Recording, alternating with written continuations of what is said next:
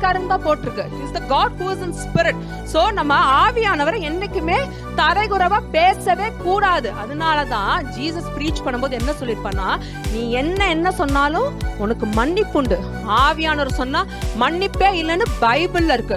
So நம்ம வாழ்ற வாழ்க்கை ரொம்ப கேர்ஃபுல்லா இருக்கணும். ஆவியானவரை பத்தி தேவையில்லாம தூஷணமான வார்த்தைகள் இருக்கக்கூடாது, தர்க்கம் பண்ணக்கூடாது. கர்த்தரோட பரிசுத்த நாமத்துக்கு ஸ்தோத்திரம். இந்த 7M மினிஸ்ட்ரிஸ் மூலியமா நான் உங்களெல்லாம் சந்திக்கிறதுல நான் ரொம்ப சந்தோஷப்படுறேன். செய்திக்கு போறதுக்கு முன்னாடி ஒரு சின்ன ஜெபம் பண்ணிட்டு செய்தி ஆரம்பிப்போம்.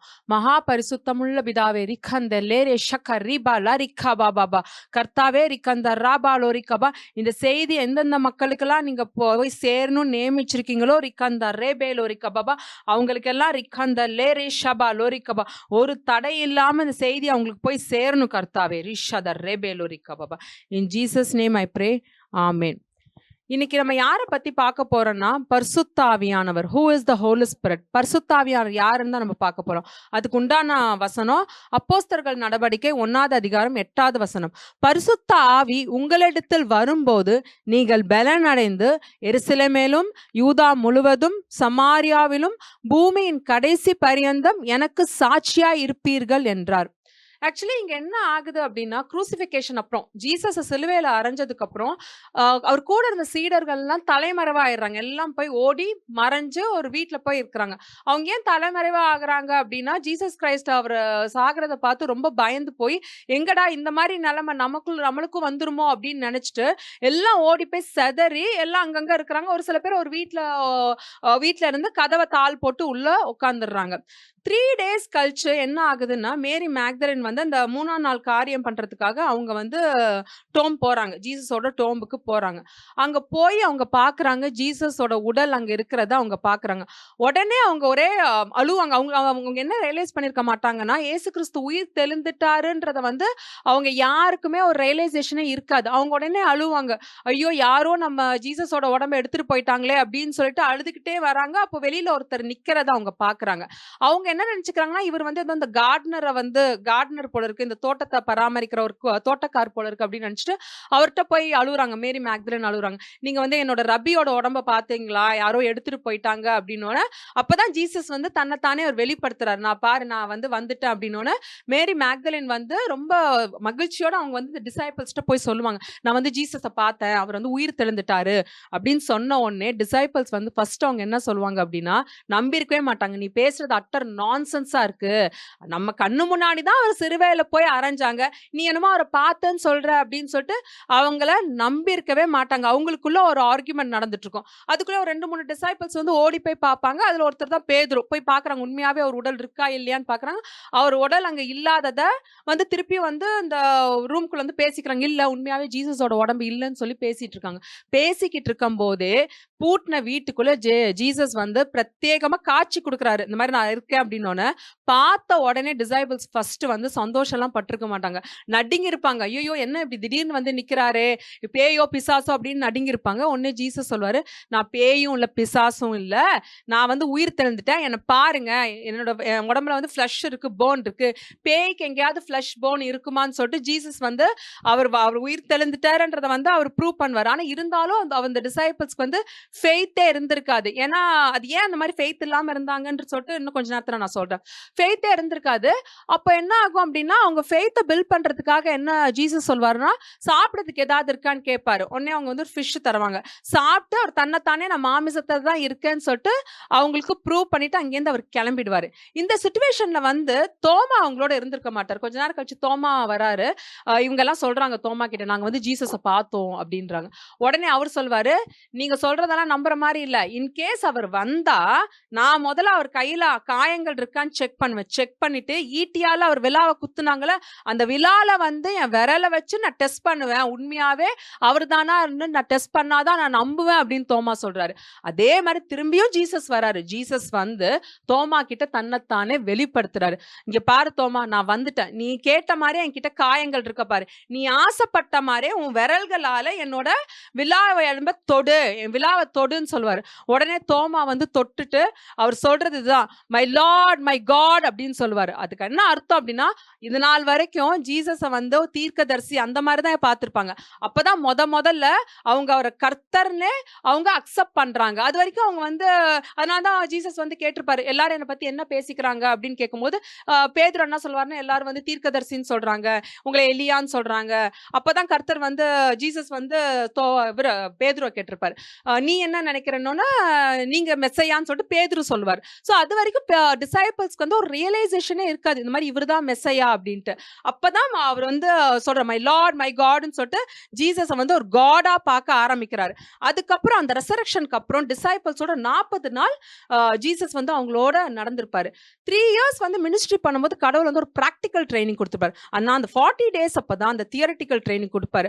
அப்பதான் லூக்கா எழுதின சுவிசேஷத்துல என்ன இருக்கும் அப்படின்னா, அவங்களோட ஸ்பிரிச்சுவல் மைண்ட கர்த்தர் ஓபன் பண்ணதா இருக்கும். ஜீசஸ் அப்பதான் ஓபன் பண்றாரு. இவங்களுக்கு அந்த ஸ்கிரிப்சர்ஸ் எல்லாம் புரியுது. என்ன புரியுதுன்னா, மெஸ்ஸையான்னு ஒருத்தர் வருவாரு, அவர் இப்படிதான் பாடுபட்டு செத்து போய் 3ஆம் நாள் உயிர் தெழுவாரு அப்படின்னு சொல்லிட்டு கடவுள் ஜீசஸ் வந்து அவங்களுக்கு எக்ஸ்பிளைன் பண்ணுவார். பாருங்க, இந்த மாதிரி சங்கீதத்துல இருக்கு, லா ஆஃப் மோசஸ்ல இருக்கு, நிறைய தீர்க்கதரிசிங்க பத்தி எழுதிட்டு போயிருக்காங்கன்னு சொல்லிட்டு அப்பதான் அவங்களோட மனக்கண்கள் திறக்குது. அப்பதான் அவங்களுக்கு புரியுது, ஓகே இவர்தான் மெஸ்ஸையான்றவர் வந்து இப்படிதான் பாடுபட்டு செத்து போய் 3ஆம் நாள் வந்து உயிர் தெழுவாரு அப்படின்னு சொல்லிட்டு அப்பதான் டிசைபிள்ஸ்க்கெல்லாம் புரிஞ்சு அவரை சொந்த ரட்சகரா அவங்களாம் ஏத்துக்கிறாங்க. அதுக்கப்புறம் நீங்க புக் ஆஃப் ஆக்ட்ஸ்ல ஃபர்ஸ்ட் அதிகாரத்துல பாத்தீங்கன்னா நிறைய விஷயங்கள் வந்து ஜீசஸ் வந்து அந்த 40 டேஸ்ல வந்து நிறைய விஷயங்கள், நிறைய ரகசியங்கள் வந்து தன்னோட டிசைபிள்ஸ்க்கு டீச் பண்ணதா போட்டிருக்கு. அப்பதான் அவர் ஸ்லோவா ஆவியானவர் பத்தி சொல்றாரு. அப்போ வந்து 1ஆவது அதிகாரம் 4ஆவது வசனத்துல என்ன சொல்லியிருப்பாருன்னா, அவரை பெற்றுக்கொள்ளாம நீங்க எங்கேயும் போக கூடாதுன்னு சொல்லுவாரு. இதுதான் நான் இன்னைக்கு நிறைய ஊழியக்காரங்களுக்கு சொல்ற இதுதான். ரிக்கந்த அல்லரேஷா பாலோரிக்கா, நிறைய ஊழியக்காரவங்க ரிக்கந்த அல்லரா பாலோரிக்கா, ஆவியானவர் இல்லாம நீங்க ஊழியம் செஞ்சுட்டு இருக்கீங்க, ரிக்கந்த ரா பாலோரிக்கா, இனி வர நாட்கள்ல ரிக்கந்த ரா பாலோரி அப்படிப்பட்ட ஊழியங்கள் செயல்படாதுன்னு என்று கர்த்தர் சொல்றார். ரிஷத ரா பாலோரிக்கா. அப்போ இந்த 4ஆவது அதிகாரத்துல வந்து ஆவியானவர் பெற்றுக்கொள்ளாம போகாதீங்கன்றாரு. 8ஆவது வசனத்துல என்ன சொல்றாருன்னா, என்ன நடக்கும்ன்றாரு. ஆவியானவர் வந்ததுக்கு அப்புறம் நீங்க பலன் அடைந்து நீங்க வந்து பூமி ஃபுல்லா போய் எனக்கு சாட்சியா இருப்பீங்கன்னு ஜீசஸ் வந்து அவங்களுக்கு சொல்றாரு. சொல்லிட்டு அவர் எடுத்துக்கொள்ளப்பட்டோன்னு என்ன ஆகுது அப்படின்னா, இவங்க எல்லாம் ஒரு மேல் வீட்டு அறையில காத்திருக்காங்க, ஹோலி ஸ்பிரிட்காக காத்துட்டு இருக்காங்க. 120 பேர் காத்துட்டு இருக்காங்க, இன்க்ளூடிங் மரியாள், ஜீசஸோட மதரும் சேர்ந்து அந்த மேல் வீட்டு அறையில காத்துட்டு இருக்காங்க. அந்த பெந்தகோஸ்தே நாள் அன்னைக்கு ஆவியானோர் பலமா 120 பேர் மேலேயும் இறங்குனதா புக் ஆஃப் ஆக்ட்ஸ்ல நான் படிக்கிறோம். வந்த உடனே முதல் அடையாளம் அவங்களுக்கு வந்தது, நவமான பாஷைகள்ல பேசுறாங்க. அத்தனை பேரும் நவமான பாஷையில பேசுறாங்க. அப்ப அந்த நவமான அந்நிய பாஷையில பேசும்போது கூட இருக்க மக்கள், யாராருக்கெல்லாம் இந்த வரம் கிடைக்கலையோ அந்த மக்கள்லாம் இவங்களை பார்த்து, இவங்க என்ன ஒரு வித்தியாசமான பாஷையை பேசுறாங்க, இவங்க காலையில இவங்க வந்து தண்ணி அடிச்சுட்டு பேசுறாங்கன்னு சொல்லிட்டு அவங்க கூட இருக்கவங்களே வந்து அவங்கள ரொம்ப கேவலமா பேசுறாங்க. இவங்க எல்லாம் தண்ணி அடிச்சுட்டு பேசுறாங்க, என்ன பாஷையில பேசுறாங்க, ஏதோ வித்தியாசமான பாஷையில பேசுறாங்களேன்னு சொல்லிட்டு அவங்கள பார்த்து கிண்டல் பண்றாங்க. அப்போ பேதுரு என்ன பண்றான்னா, தன்னோட கூட இருக்க 11 டிசைபிள்ஸும் அவரும் சேர்ந்து கூட்டத்தை கூட்டி உறக்க சத்தத்துல பேதுரு சொல்றாராம். நல்லா கவனிங்க, அது வரைக்கும் பேதுரு வந்து ஒரு தொடநடிகை மாதிரி இருக்காரு. ஜீசஸோட நெருங்கி நடந்தவர் ஒரு வாட்டியில 2 வாட்டியில 3 தடவை அவரை மறுதளிக்கிறார். இவர் யாருன்னே தெரியல, அந்த அளவுக்கு பயந்தா கோலியா இருந்த பேதுரு ஆவியானவர் வந்ததுக்கு அப்புறம் தைரியமா கூட இருக்க டிசைபிள்ஸ் எல்லாம் சேர்ந்து கூட்டத்தை கூட்டி உறக்க சத்தத்தோட சொல்றாரு. காலையில 9 மணி தான் ஆகுது. 9 மணிக்கு யாராவது தண்ணி அடிச்சுட்டு பேசுவாங்களா? இது அது கிடையாது. யோவேல் 2:28 வசனம், 2:28 சொன்னப்பட்ட வசனத்தோட ஃபுல்ஃபில்மெண்ட் இது அப்படின்னு சொல்லிட்டு பேதுரு சொல்றார். பேதுரு சொல்லிட்டு ப்ரீச் பண்ண ஆரம்பிப்பார். என்ன ப்ரீச் பண்ணாரு? அவர் 3 விஷயங்களை பத்தி ப்ரீச் பண்ணுவாரு. ஃபர்ஸ்ட் விஷயம் என்னன்னா, ரிப்பன்ட் அண்ட் பி பேப்டைஸ்டு, மனம் திரும்புங்க, ஞானஸ்தானம் பெற்றுக்கொள்ளுங்க.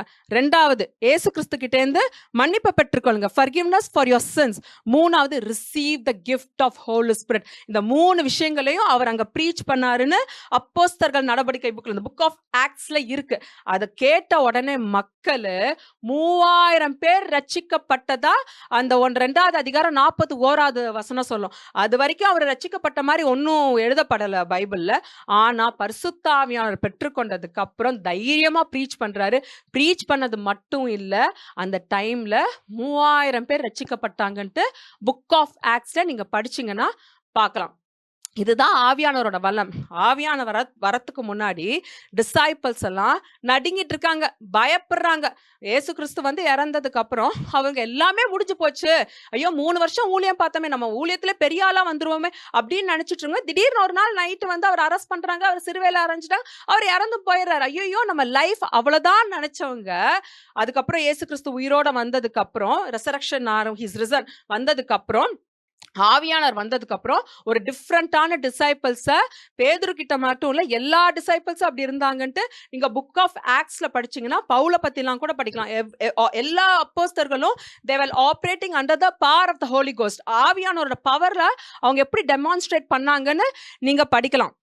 ஃபுல்லாவுமே அதை தான் இருக்கும். இதுதான் ஆவியானவரோட வல்லமை. நம்ம ஆவியானவரை புதிய ஏற்பாடு காலத்துல மட்டும் இல்ல, அவர் பழைய ஏற்பாடு காலத்திலே இருக்கு. நீங்க புக் ஆஃப் ஜெனசிஸ்ல படிச்சீங்கன்னா ஆவியானவர் ஜலத்தின் மேல் அசைவாடிட்டு இருந்தாரு அப்படின்னு சொல்லிட்டு ஒரு இன்ட்ரடக்ஷன் நம்ம பாக்குறோம். அதுக்கப்புறம் என்ன ஆகுதுன்னா, நிறைய தீர்க்கதரிசிங்க மேல the spirit of God was on the prophets இருக்கு. இதுல ஆவியானவர்னு சொல்லுவாங்க, ஹோலி ஸ்பிரிட்ன்றாங்க, அது வந்து ஸ்பிரிட் ஆஃப் காட் இருக்கும். சிம்சோன் வாழ்க்கையில எல்லாம் பாத்தீங்கன்னா the spirit of Lord was on Samson இருக்கும். சிம்சோன் வாழ்க்கையை நீங்க பாத்தீங்கன்னா சிம்சோனை யாராலையும் ஒண்ணுமே பண்ண முடியல. அந்த பிலிஸ்டயர்கள்லாம் ரொம்ப பயப்படுவாங்க, என்ன இவன் இவ்வளவு பலசாலியா இருக்கான், ஆயிரக்கணக்கான மக்கள் போனா கூட அவன் அசால்ட்டா கொன்னு குவிக்கிறானேன்னு சொல்லிட்டு அவர் ஒண்ணுமே பண்ண முடியாம இருந்தாங்க. ஒரு டைம் என்ன ஆகுதுன்னா, அவர் கட்டி போட்டு அவர் கொல்றதுக்காக அவர் அழைச்சிட்டு போவாங்க. அப்போ கர்த்தரோட ஆவி அவர் மேல வந்ததாகவும் கட்டி இருந்த ரோப் தன்னாலே அவிழ்ந்து விழுந்துச்சு. அந்த பவர் வந்து அந்த பவர்ல வந்து அந்த ரோப் எல்லாம் தன்னாலே அவிழ்ந்து விழுந்த உடனே பக்கத்துல இருக்க டாங்கியோட ஜா போன், அந்த அந்த கழுதையோட தாடை, அந்த எலும்பை எடுத்து ஆயிரக்கணக்கான மக்களை கொன்னு குவிச்சாருன்னு போட்டிருக்கு. இது போட்டிருக்கு. அப்போ அவ்வளோ பலசாலியா அவர் இருக்காரு. அப்போ பாலஸ்டைன்ஸ்ல என்ன யோசிக்கிறாங்கன்னா, இவன் கிட்ட என்னமோ ஒரு பவர் இருக்கு, அந்த பவர் நம்ம என்னன்னு கண்டுபிடிக்கணும் அப்படின்னு சொல்லிட்டு அவர் வைஃப் கிட்ட சொல்றாங்க, அவன் கிட்ட ஏதோ ஒரு பவர் இருக்கு, நீ என்ன பண்ற, அது என்ன பவர்னு எங்க கிட்ட கேட்டு வந்து சொல்லு அப்படின்றாங்க. ஆனா வந்து இவங்க வைஃப் போய் கேக்குறாங்க. ஒரு 2-3 வாட்டி சிம்சோன் சொல்லியிருக்க மாட்டாரு. ஆனா வந்து அந்த வைஃப் வந்து கண்டினியூஸா ப்ரெஷர் கொடுக்கறதுனால சிம்சோன் உண்மையா சொல்லிடுவாரு, நான் வந்து சின்ன வயசுல இருந்தே கருவிலே வந்து எனக்கு கடவுளுக்குன்னு டெடிகேட் பண்ணிட்டாங்க, காடுக்கு டெடிகேட் பண்ணிட்டாங்க. ஒரு ஏஞ்சல் வந்து எங்க அம்மா கிட்ட வந்து இந்த மாதிரி இந்த குழந்தைய வந்து நீ கடவுளுக்குன்னு டெடிகேட் ஆயிருக்கு, நீ வந்து தலையில இருக்க முடியை நீ எடுக்கவே கூடாதுன்னு சொல்லிட்டு சின்ன வயசுல இருந்தே நான் அப்படி வளர்த்துருக்காங்க. ஸோ என் தலைமுடி எடுத்துட்டீங்கன்னா என் மேல இருக்க ஆவியானவர் போயிடுவாரு அப்படின்னு சொல்லிட்டு அந்த ரகசியத்தை சொல்லிடுறாரு. இவங்களும் போய் அந்த பாலஸ்டைன்ஸ்ட சொல்லிடுறாங்க. அவங்க ராவோட ராவா என்ன பண்ணுவாங்க, அவர் தலையில இருக்க முடியெல்லாம் கட் பண்ணிடுறாங்க. அது வரைக்கும் இருந்த பலசாலியா இருந்த சிம்சோன் அடுத்த நாள் கைது பண்ண வர்றாங்க. அந்த பவர் அவர் விட்டு போனதுக்கு அப்புறம் ஒரு பலவீனமான மனுஷனா மாறிடுறாரு. அதுக்கு முன்னாடி அவ்வளவு பவர்ஃபுல்லா இருப்பாரா, எவ்வளவு மக்கள் வந்தாலும் ஆயிரக்கணக்கான மக்களை வந்து அசால்ட்டா அவர் கொல்லுவாரா. ஒரு சிங்கம் வந்ததுன்னா தான் 2 கைகளால அதை கிழிச்சு போடுவார். அந்த மாதிரி ஒரு பலசாலியா இருக்கிறவரு ஆவியானவர் போனதுக்கு அப்புறம் ஒரு பலவீனமான ஒரு ஆளா மாறிடுறாரு. உடனே ஜனங்க அவர் கைது பண்ணி என்ன பண்றாங்கன்னா, அவரோட 2 கண்களை புடுங்கி எடுத்துட்டு அவரை வந்து ஒரு ஸ்லேவா, ஒரு கிரெயின் ஒரு குடவுன்ல போய் கிரெயின் அரைக்கி விட்டுறாங்க. ஒரு ஸ்லேவ் மாதிரி அங்க இருந்தாருன்னு போட்டிருக்கு. அப்புறம் அந்த பாலஸ்டைன்ல வந்து ஒரு ஃபங்க்ஷன் நடக்குது, ஒரு ஃபெஸ்டிவல் நடக்குது. அப்போ வந்து அந்த ஒரு டெம்பிள்ல அந்த ஃபெஸ்டிவல் நடக்குது. ஒரே கூட்டம் அலமோதுது. இவங்க எல்லாம் என்ன சொல்றாங்க, சிம்சோனை கூட்டிட்டு வா, எங்களுக்கு ஏதாவது வேடிக்கை காட்டட்டும் அப்படின்ட்டு சிம்சோனை கூட்டிட்டு வந்து நிக்கிறாங்க. சிம்சோன் வேடிக்கை காட்டின மாதிரி போட்டிருக்கு. அப்போ அவர் என்ன பண்றாரு, சிம்சோன் அங்க ஒரு 2 மனுஷங்க இருக்காங்க, அவங்க கிட்ட சொல்றாங்க, என்னோட 2 கைகளை வந்து என்னோட தூண் கிட்ட வைங்க, 2 தூண் கிட்ட வைங்க அப்படின்னு சொல்றாங்க. அதே மாதிரி அவரோட கைகளை வந்து இப்படி 2 தூண் கிட்ட வச்சுட்டாங்க. அப்போ பரலோகத்தை நோக்கி அவர் ஒரு ஜெபம் பண்ணுவாரு, கர்த்தாவே ஒரு விச எனக்கு வந்து உங்க ஆவியிலான நிரப்புங்க, நான் வந்து இந்த பாலஸ்டைன்ஸ் கையில சாகிறத விட நான் உங்க கையில சாகிறத நான் பெருமையா நினைக்கிறேன் அப்படின்னு சொன்ன உடனே பரிசுத்தாவியானவர் அவரை நிரப்புனாங்கன்னு போட்டிருக்கு.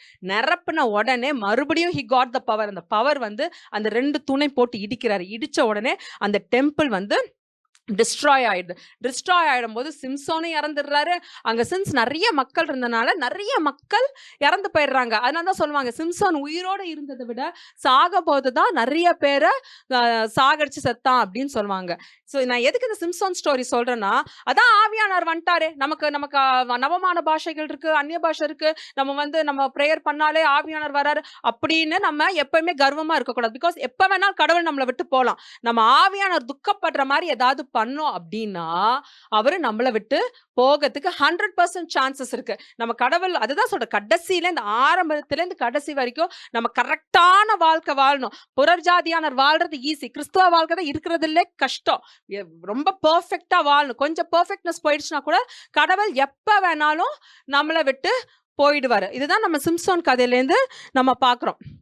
முதல்ல ஆவியானவர் பெற்றுக்கொள்றதுக்கு முன்னாடி அவர் யாரு, எங்கேருந்து வராரு, அவர் எப்பேற்பட்டவர், அவர் ஏன் வராரு, இதெல்லாம் நீங்க தெரிஞ்சுக்கணும். சும்மா வராம நீங்க ஹோல் ஸ்பிரிட்டை கேட்கறதும் வேஸ்ட் தான், அவர் பெற்றுக்கொள்றதும் வேஸ்ட் தான். இப்போ உங்க வீட்டுக்கு யாராவது ஒருத்தவங்க வராங்கன்னா அவங்க தெரிஞ்சவங்களா இருந்தா மட்டும்தான் வீட்டில் நம்ம விடுவோம், தெரியாதவங்கள நம்ம வீட்டிலே விடமாட்டோம். அதே மாதிரிதான் ஆவியானவர் யாருன்னா உங்க உடம்பு மேல சஞ்சரிக்க போறவர். Because you are the temple of God.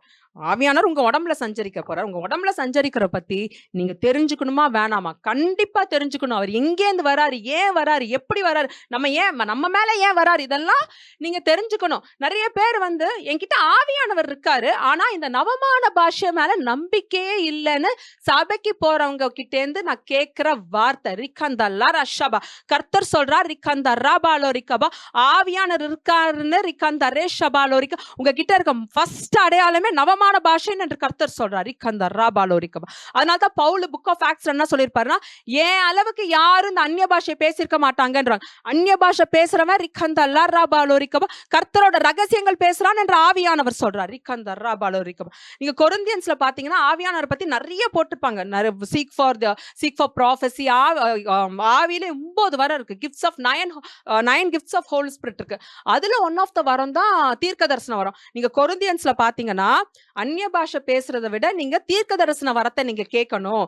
ஏன்னா அந்நிய பாஷை பேசுறான் கர்த்தரோட ரகசியம் பேசுறவன், ஆனா தீர்க்க தரிசன வரம் இருக்கிறவன் நீங்க மட்டும் பெனிஃபிட் ஆக மாட்டீங்க, உங்களோட இருக்க புறஜாதியானவரும் பெனிஃபிட் ஆவாங்கன்னு பைபிள்ல இருக்கு. இந்த தீர்க்க தரிசன வரம் எப்படி வரும்? நான் ஒரே ஒரு எக்ஸாம்பிள் தான். இப்போ நான் இங்கிலீஷ்ல ஒரு சென்டென்ஸ் எழுதுறேன், ஐ am going to a forest அப்படின்னு நான் எழுதும் போது எனக்கு ஆல்பபெட் தெரிஞ்சாதான் அந்த சென்டென்ஸை எழுத முடியும். நீங்க தீர்க்க தரிசன வரத்தை பெற்றுக்கணும்னா முதல்ல ஆவியானவரோட ஃபர்ஸ்ட் வரமான அந்நிய பாஷையை நீங்க பெற்றுக்கொள்ளணும். Tongues, it's very important says the Lord. நிறைய பேர் அந்த அந்நிய பாஷை அங்கீகரிக்கிறதுல அந்நிய பாஷை பேசவே வெக்கப்படுறாங்க. இது நான் புறஜாதியானவர் நான் என்னைக்குமே சொல்றது இல்லை, இது சபையில நடக்குது. சபையில ஒரு 100 பேர் இருக்கானா உண்மையான சபை எப்படி தரமா இருக்கணும்?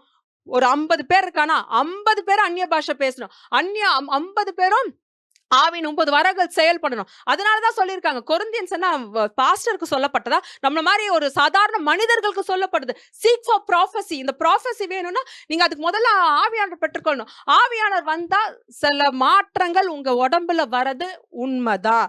அது நான் ஏன் சொல்றேன், நம்ம எல்லாம் பூலோகவாசி. ஆவியானவர் எங்க இருக்காரு? பரலோகத்துல இருக்காரு. அவர் கர்த்தரோட ஆவி. நான் மாமிசத்துல இருக்கேன், என் மாமிசத்துக்கு அழிவு இருக்கு. நான் செத்து போயிட்டேன்னா எனக்குன்னு உள்ளுக்குள்ள ஒரு ஸ்பிரிட் இருக்கும், அந்த ஸ்பிரிட் கர்த்தர்கிட்ட போகும். அதே மாதிரி கடவுளுக்குன்னு ஒரு ஆவி இருக்கு, அவர்தான் கர்த்தர் ஆவியா இருக்காருன்னு தான் போட்டிருக்கு. He is the God who is in spirit. So நம்ம ஆவியானவரை என்னைக்குமே தரைகுறவா பேசவே கூடாது. அதனாலதான் ஜீசஸ் பிரீச் பண்ணும்போது என்ன சொல்லிருப்பான்னா, நீ என்ன சொன்னாலும் உனக்கு மன்னிப்புண்டு. ஆவியானவர் சொன்னா மன்னிப்பே இல்லைன்னு பைபிள்ல இருக்கு. சோ நம்ம வாழ்ற வாழ்க்கை ரொம்ப கேர்ஃபுல்லா இருக்கணும். ஆவியானவர் பத்தி தேவையில்லாம தூஷணமான வார்த்தைகள் இருக்கக்கூடாது, தர்க்கம் பண்ணக்கூடாது. ஆவியானவர் வந்தா இப்படி இருக்குமா அப்படி இருக்குமான்னு சொல்லிட்டு நீங்க அனுபவிக்கணும். உங்களுக்கு அந்த அனுபவம் இல்லாட்டி அனுபவிக்கிற மக்களை தப்பா பேசாதீங்க என்று கர்த்தர் சொல்றார். இது கடைசி காலம். இன்னமே வர நாட்கள்ல நவமான பாஷைகளா இருந்தாலும் சரி, கர்த்தரோட ஊழியக்காரங்களா இருந்தாலும் சரி, யாரெல்லாம் அவங்க மேல இருக்க ஆவியானவர் கிண்டல் பண்றீங்களோ ரிகந்த ரஷபாலோரி, அவங்க மேல என்னோட கோபாக்கினி வரும் என்று கர்த்தர் சொல்றார். ரிகந்த ரஷபாலோரி கபாபா. ஃபார் எக்ஸாம்பிள் இப்போ நம்ம ஸ்விட்ச்ல போய் கை வைக்கிறோம்னு நினைச்சுக்கோங்க. எனி பாயிண்ட் ஆஃப் டைம் நமக்கு இந்த ஷார்ட் சர்க்யூட் ஆயிருக்கு, டக்குன்னு ஒரு ஷாக் அடிச்சிருக்கும். எல்லாருக்கும் ஒரு வாட்டியாவது அடிச்சிருக்கும். அப்போ நம்ம என்ன பண்ணுவோம்? ஷாக் அடிச்சுன்னா டக்குன்னு சுருன்னு நம்ம கை எடுப்போம். அதே மாதிரிதான் ஹோலி ஸ்பிரிட்ன்றவர் எங்க இருக்காரு? பரலோகத்துல. கர்த்தரோட சிங்காசனம் எங்க இருக்கு? இடி முழக்கத்துக்கும் மின்னலுக்கும் மத்தியில வாசம் செய்யற கர்த்தர். அங்கேருந்து ஒருத்தர் வரார். அவர் நம்ம உடம்புல வரும்போது மின்னல் பாயிற மாதிரி இருக்குமா இருக்காதா? இருக்கும். அதுதான் ஆவியானோட அனுபவம். இல்லாதவங்க தான் இருக்கிறவங்களை பார்த்து தப்பா பேசுறது. இவங்க அசுத்தாவி, வஞ்சக ஆவி, திரும்பி மறுபடியும் நான் சொல்றேன் என்று ஆவியானவர் சொல்றார். ரிக்கந்த ராபாலோ ரிக்கப. இனிமே ரிக்கந்த இனி வர நாட்கள்ல, இந்த கடைசி நாட்கள்ல ஆவியானவரை வஞ்சிக்கிற ஆவின்னு சொல்றவங்களுக்கு எல்லாம் ரிக்கந்த ராபால என்னோட கோபாக்கினி அளவில்லாம ஊத்தப்படும் என்று கர்த்தர் சொல்றார். ரிஷதா ராபாலோ ரிக்கப. இன்னைக்கு நீங்களும் நானும் இன்னைக்கு தைரியமா ஒரு கிறிஸ்தவ வாழ்க்கை வாழ்றேன்னா அதுக்கு காரணம் தோமா தான். 2000 வருஷத்துக்கு முன்னாடி என்ன பண்றாங்கன்னா டிசைபிள்ஸ்லாம் லாட் குலுக்கி போடுறாங்க. யாராரு எந்தெந்த தேசத்துக்கு போடணும் அப்படின்னு போடுறாங்க. எல்லாருக்கும் பாத்தீங்கன்னா மற்ற டிசைபிள்ஸ்க்கு எல்லாருமே பாத்தீங்கன்னா நெய்பரிங் நேஷன்ஸே வருது. தோமா ஒரு ஆளுக்கு மட்டும்தான் ரொம்ப தூரத்து தேசமான இந்தியா வருது. அவர் இந்தியாவுக்கு கிளம்பி வராரு. வந்து கேரளால இருக்க கோஸ்ட்ல வந்து இறங்குறாரு. இறங்கின உடனே அவர் என்ன பாக்குறாருன்னா, அவரோட உடை வேற மாதிரி இருக்கு, அங்க மக்களோட உடை வேற மாதிரி இருக்கு, ரிலீஜியன் வேற மாதிரி இருக்கு, ட்ரெடிஷன் கல்ச்சர் எல்லாமே வேற இருக்கு. ரிலீஜியனை பாக்குறாரு. ஆல்ரெடி ஹிந்து, புத்திசம், ஜெயினிசம்னு எக்ஸிஸ்டிங் ரிலீஜியன்ஸையும் பாக்குறாரு. இவர் என்ன யோசிக்கிறாரு அப்படின்னா, நம்ம எப்படி இங்க வந்து ஊழியம் பண்ண முடியும்? ஆல்ரெடி இங்க வந்து நிறைய ரிலீஜியன்ஸ் இருக்கு. ஹிந்துசம் பாத்தீங்கன்னா ஒரு தெய்வம் இல்ல, ஆயிரக்கணக்கான தெய்வத்தை வச்சு கும்பிடுறாங்க. எல்லா வெளிப்பாடும் வேற. அது ஒரு சேலஞ்சா பாக்குறாரு.